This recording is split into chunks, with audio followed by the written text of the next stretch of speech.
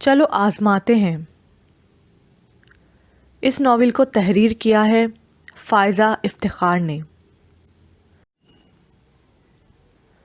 میں بار بار اسے جتا رہی تھی تاکہ وہ بعد میں ماموں کو اور شہیر کو بتائے، انہیں پتہ چلے کہ میں اس گھر میں آنے کے لیے تڑپ رہی تھی۔ 2 ہفتے پورے کرنے کی شرط پہ عمل کرنا مجھے دشوار لگ رہا تھا۔ یہ بڑی بری عادت ہے تمہاری، بھائی دل لگانے کی کوشش کرو گی تو دل لگے گا۔ وہاں کا ماحول تو بڑا ایڈوانس ہوگا، خوب پارٹیاں شارٹیاں ہوتی ہوں گی، ڈانس وغیرہ۔ بھائی آخر دبئی پلٹ لوگ ہیں، کاش ہماری بھی کوئی ایسی پھوپھی ہوتی جہاں جا کے رہنے میں مزہ آتا، الگ کمرہ ملتا، ٹی وی DVD پلیئر کے ساتھ کمپیوٹر، AC، نوکر چاکر، لمبی سی گاڑی میں ہینڈسم سے کزن کے ساتھ بیٹھ کے آؤٹنگ کی جاتی، کسی قسم کی پابندی نہ ہوتی۔ اس کی بات کی گہرائی میں اتر کے مجھے سخت صدمہ ہوا۔ میری امی ہی تو اس کی واحد پھوپھی تھی اور اسے خواہش تھی کسی امیر کبیر پھوپھی کے بڑے سے بنگلے میں جا کے رہنے کی۔ او تو اسی لیے تم اتنے عرصے سے ہمارے گھر رہنے نہیں آئیں؟ ارے نہیں، غلط مطلب مت نکالو۔ اس طرح تو میں بھی یہ کہہ سکتی ہوں کہ تم ہمارے گھر اس لیے نہیں رکیں کیونکہ، مگر میں ایسا نہیں کہوں گی کیونکہ میں جانتی ہوں تمہیں۔ اس کی صفائی پہ مجھے یقین آ گیا۔ کچھ دیر اور ادھر ادھر کی باتیں کرنے کے بعد میں نے فون رکھ دیا۔ میں نے شمائلہ کو فون دل بہلانے کے لیے کیا تھا، وقت گزاری کے لیے، مگر اس کے بعد وقت کاٹنا اور بھی مشکل لگنے لگا۔ اس سے بات کرنے کے بعد میں ہلکی پھلکی ہونے کے بجائے اور بوجھل سی ہو گئی۔ پھپھو کا اتنی محنت سے بنایا اٹیلین لنچ مجھ سے چکھا تک نہ گیا۔ آج اگر ابو کا فون آیا تو میں کہہ دوں گی کہ مجھے اب اور یہاں نہیں رہنا۔ آج 10 دن ہو گئے ہیں بوریت کی سزا کاٹتے ہوئے۔ تم نے خود بوریت کو سر پر سوار کر رکھا ہے، نہ کسی سے بات کرتی ہو، نہ گھلتی ملتی ہو۔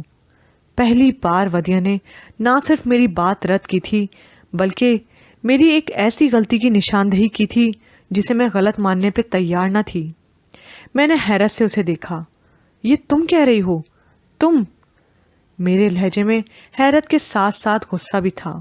کسی سے بات نہ کرنے اور مکس اپ نہ ہونے کا الزام تم لگا رہی ہو جسے خود کسی کے سامنے آنے تک کی توفیق نہیں ہوتی۔ یہاں الوینا میں پتہ نہیں کیا نظر آیا ہے جو اس سے چپکی رہتی ہو۔ اتنی سویٹ سی تو ہے وہ، اتنی لونگ اور اتنی کیئرنگ۔ وہ اپنے ناخنوں پر پھونکے مارتے ہوئے کیوٹکس خشک کر رہی تھی۔ الوینا کے ساتھ پارلر کے پہلے چکر میں اس کا فیشل اور مینیکیور ہوا تھا اور آج دوسرے چکر میں وہ اس کا ہیئر سٹائل چینج کروا کے ایک نیا لک دیکھ چکی تھی۔ ودیا مجھے بدلی ہوئی لگی، سراسر بدلی ہوئی، صرف اس نئے ہیئر سٹائل کی وجہ سے نہیں بلکہ اپنے پر اعتماد لہجے اور چونکا دینے والی بے نیازی کے باعث۔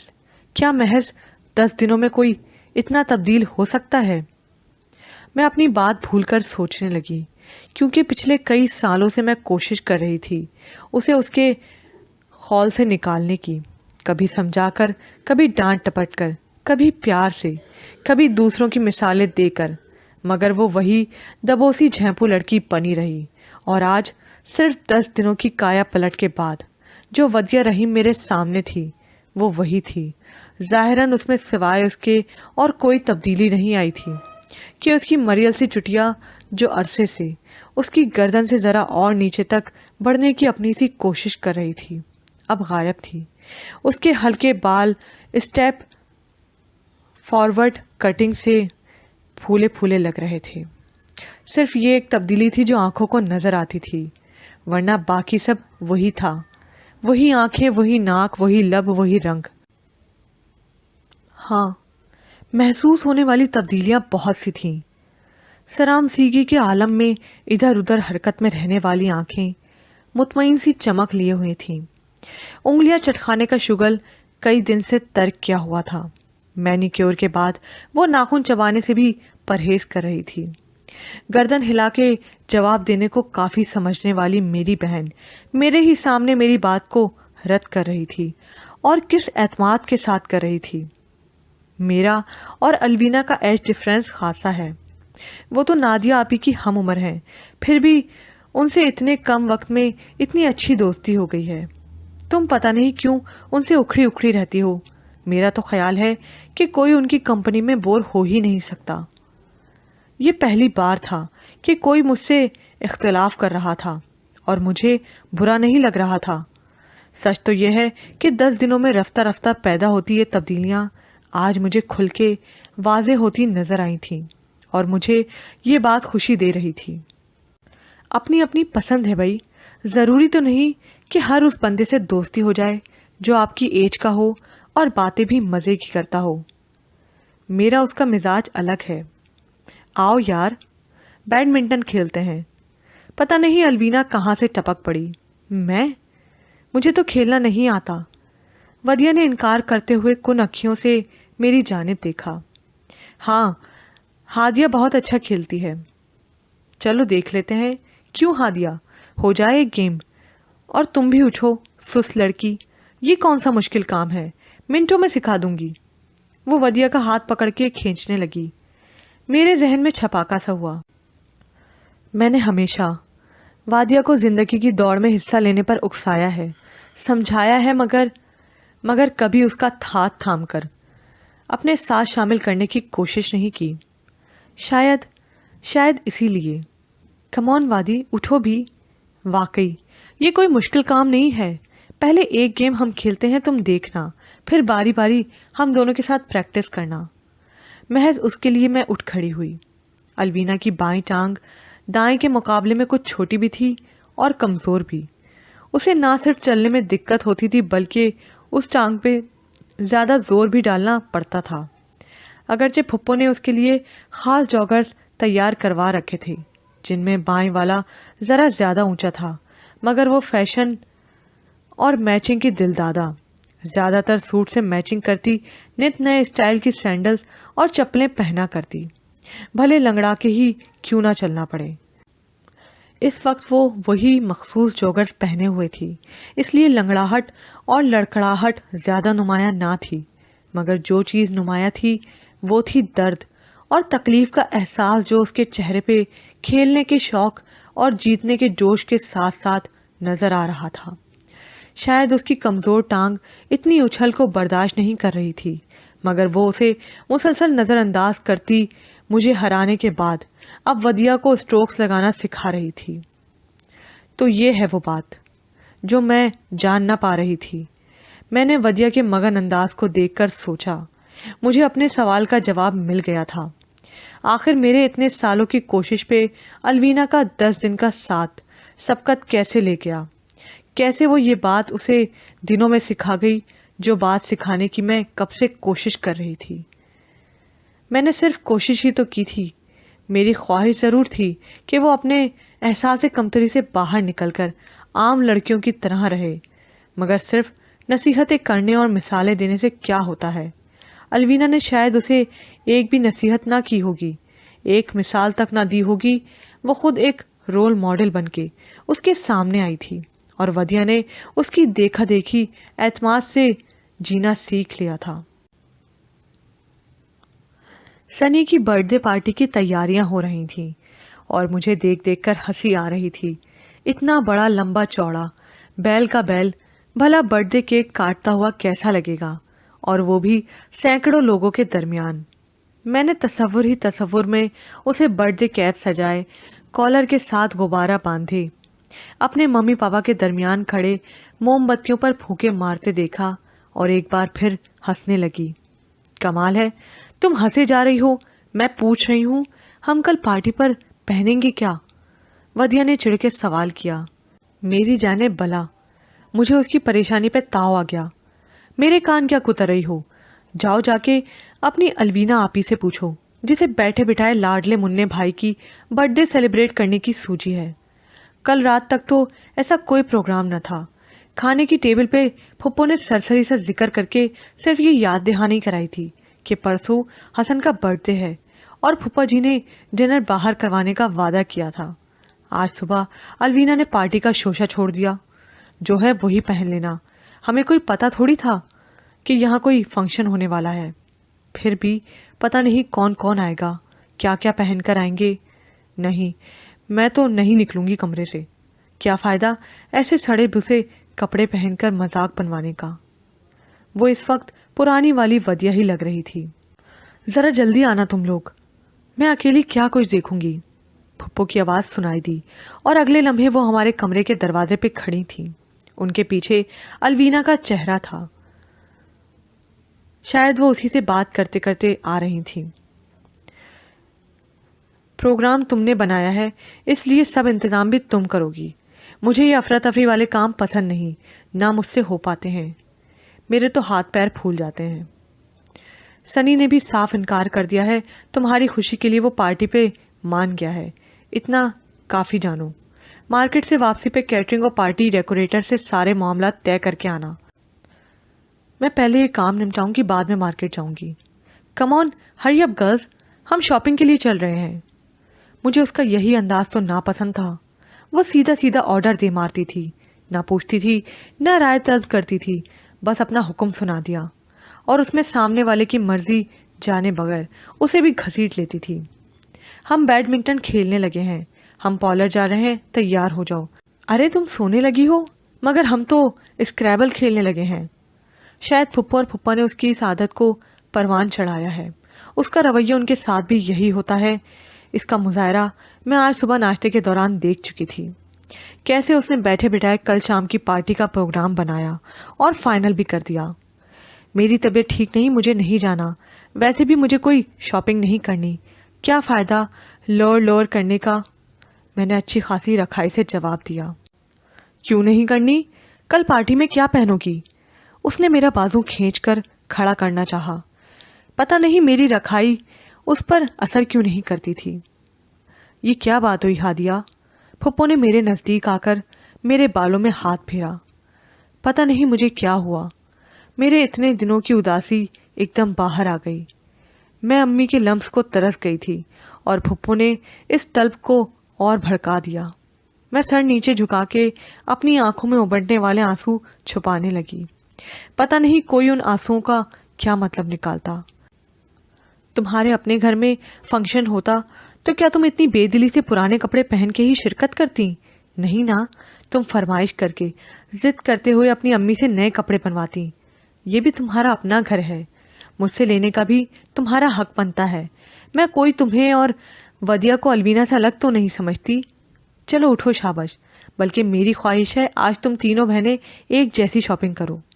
ان کے کہنے پہ میں تیار ہو گئی. مارکیٹ جانے سے پہلے الوینا نے ہمیں خوب خوار کیا.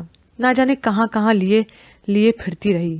کبھی کیٹرنگ والوں کو ڈنر کا آرڈر دینے, کبھی فلاور ارینجمنٹ, تو کبھی پارٹی ڈیکوریٹرز کے ہاں. پھر اس کی گاڑی ایک فاسٹ فوڈ ریسٹورنٹ کے سامنے کھڑی ہو گئی. چلو کچھ کھا پی لیں, ذرا جان آ جائے گی تو شاپنگ کرنے کی ہمت پیدا ہوگی. میں اور ودیا اس مہنگے فاسٹ فوڈ میں داخل ہوتے ہوئے جھجک سے گئے. ایسا نہیں تھا کہ ہم کبھی ایسی جگہوں پر گئے ہی نہیں تھے یا ہوٹلنگ کا یہ ہمارا پہلا تجربہ تھا. بہت زیادہ عادی نہ سہی ان تعیشات کی, مگر کبھی کبھار چائنیز کھانے یا پیزا وغیرہ کھانے ابو کے ساتھ چلے جایا کرتے تھے. لیکن ایسا پہلی بار تھا کہ ہم 3 لڑکیاں کسی ریسٹورنٹ میں لنچ کرنے جا رہے تھے, اور الوینا شاید اس کی عادی تھی. پھپھو بھی اکثر کہتی رہتی تھی کہ اسے باہر کا کھانا زیادہ پسند ہے. مجھے لگ رہا تھا جیسے ریسٹورنٹ میں موجود ہر شخص ہمیں گھورتی نظروں سے دیکھے گا کہ یہ 3 جوان جہان لڑکیاں کسی بزرگ یا مرد کے بغیر اکیلی یہاں کیا کر رہی ہیں. مگر ایسا بالکل نہیں ہوا. سب کچھ نارمل تھا. بڑے اچھے ماحول میں ہم لنچ کر کے باہر نکلے. مختلف بوتیک کو چھانتے ہوئے ہم تینوں بالآخر اپنے ڈریسز منتخب کرنے میں کامیاب ہو ہی گئے.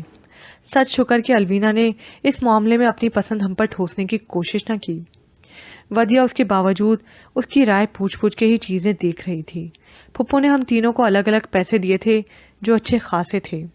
ہم نے بڑے خوبصورت کتان سلک کے سوٹ لیے تھے جن کے رنگ مختلف تھے, اور گلے اور آستینے پہ ہوا کندن کا ہلکا سا کام بھی الگ ڈیزائنوں میں تھا.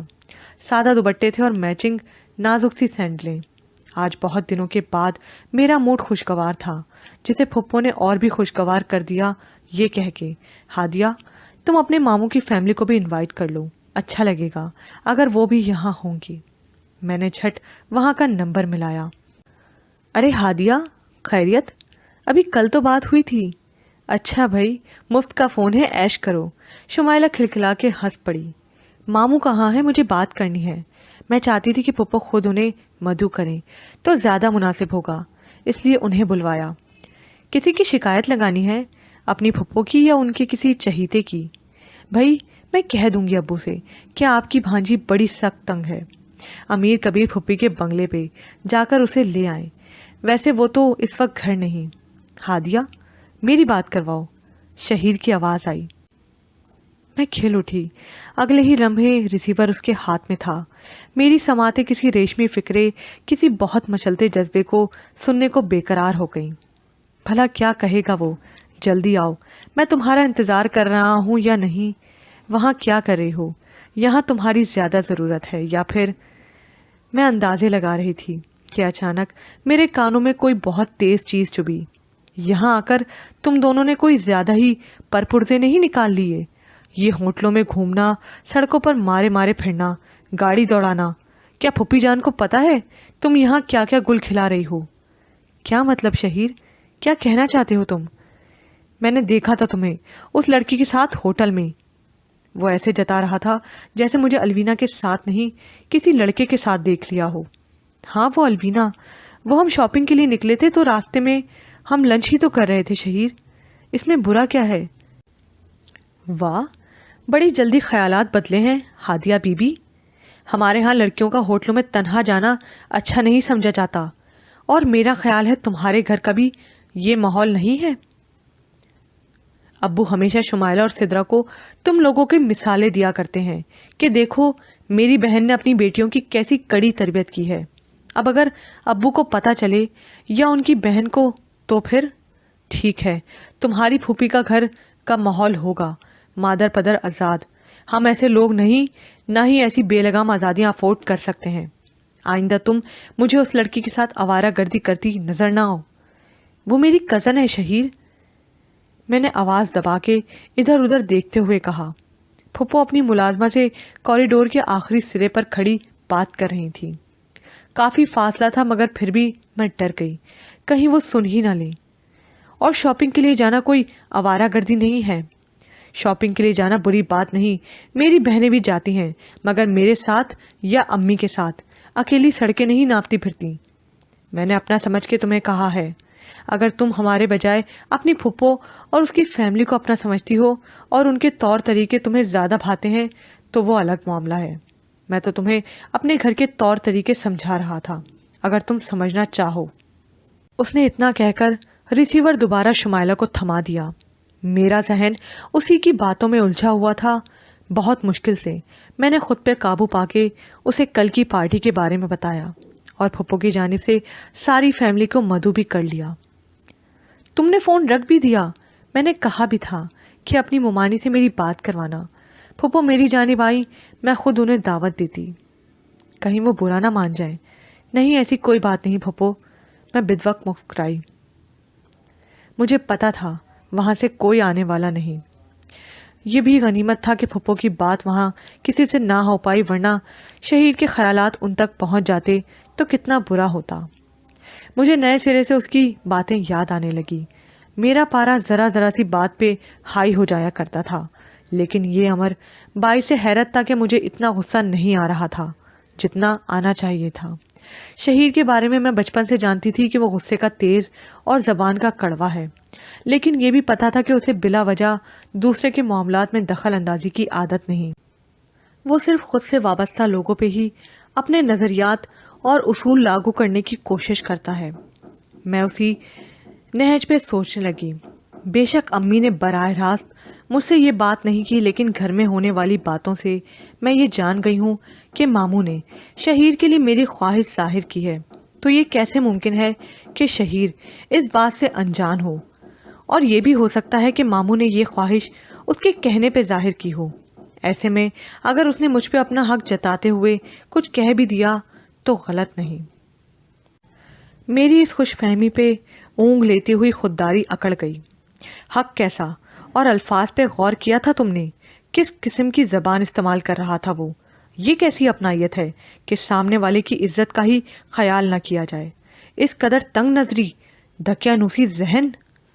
شہید ٹھیک کہتا ہے، یہاں رہ رہ کر میرے نظریات خاصے تبدیل ہو گئے ہیں. میں نے خود اپنی ہی بات کی رد کی. اس تنگ نظری اور دقیانوسیت کا مجھے عادی ہو جانا چاہیے. میں اسی ماحول میں تو پروان چڑھی ہوں. شہیر نے ایسی کون سی بات کی جو میرے لیے نئی ہو؟ ابو ہوتے تو شاید اس سے بھی سخت الفاظ استعمال کرتے. واقعی ہمارے ہاں کب اتنی گنجائش ہے بازاروں اور ہوٹلوں میں اکیلے پھرنے کی؟ بار بار میرا دل اسے ہر الزام سے بری کر دیتا تھا. میرا اندازہ غلط ثابت ہوا. ماموں کی پوری فیملی پارٹی میں موجود تھی. کل فون پہ رکھائی سے بات کرنے والا آج چہک رہا تھا. اس نے ستائشی نظروں سے میرا جائزہ لیا. اچھی لگ رہی ہو. اس کے کسی انداز سے کل کے رویے کی ہلکی سی جھلک بھی نظر نہ آ رہی تھی، مگر میں نے رخ موڑ کے بیگانگی جتاتے ہوئے اسے کل کی تلخی کا احساس دلانا چاہا. یہ سوٹ کہاں سے سلوایا ہے ہادیہ؟ سدرا نے پوچھا، جو پتہ نہیں کس بات پہ منہ پھلا کے مومانی کے ساتھ چپکی بیٹھی تھی. اور مومانی تو خیر ہمیشہ ہی سنجیدہ رہا کرتی تھیں. ریڈی میڈ لیا ہے، پتہ نہیں کیا نام تھا بوتیک کا. دراصل اتنی بوتیکس پہ گھومے کہ اب ذہن سے نکل ہی گیا ہے. شاپنگ کہاں سے کی تھی؟ گلا بہت کھلا ہے اس کا، مومانی نے آہستہ آواز میں کہا، اور میں خجل سی ہو گئی. میرا ہاتھ فوراً دوپٹے کو کھینچ کر نیچے کرنے لگا. کیک اس کا کٹے گا؟ شمائلہ نے اپنے دوستوں کے درمیان کھڑے سنی کی جانب اشارہ کرتے ہوئے استزائیہ پوچھا. میرے سر ہلانے پہ وہ سدرا کو ٹھوکے دینے لگی. کیا چوچلے ہیں بھائی، میں تو سمجھ رہی تھی کہ کسی بچے کی سالگرہ ہے. بھائی ہم تو اس لیے گفٹ نہیں لائے کہ کیا پتہ کس عمر کا بچہ ہے، اور یہ تو سرے سے بچہ ہی نہیں. اب اس امیر زادے کو لفافے میں 500 روپے ڈال کے دینا کتنا برا لگے گا، وہ مجھ سے کہہ رہی تھی، اور میں ہاں یا نہ میں جواب تک نہ دے سکی. گفٹ دینا یا نہ دینا ان کا مسئلہ تھا. اخلاقی طور پر تو انہیں کچھ نہ کچھ دینا ہی چاہیے تھا. اگر 5 کے 5 لوگ اٹھ کے آئے تھے، مگر میں اپنی زبان سے کچھ کہنا مناسب نہیں سمجھ رہی تھی. یہ تمہاری کزن کتنی اوور سی ہے. اب شمائلہ کی نظر الوینا پر ٹکی تھی. یہاں پر یہ پارٹ اختتام کو پہنچا. مزید پارٹ سننے کے لیے اردو ناول زبر پرائڈ کو لائک کیجیے، سبسکرائب کیجیے، شیئر کیجیے، کمنٹ کرنا مت بھولیے گا.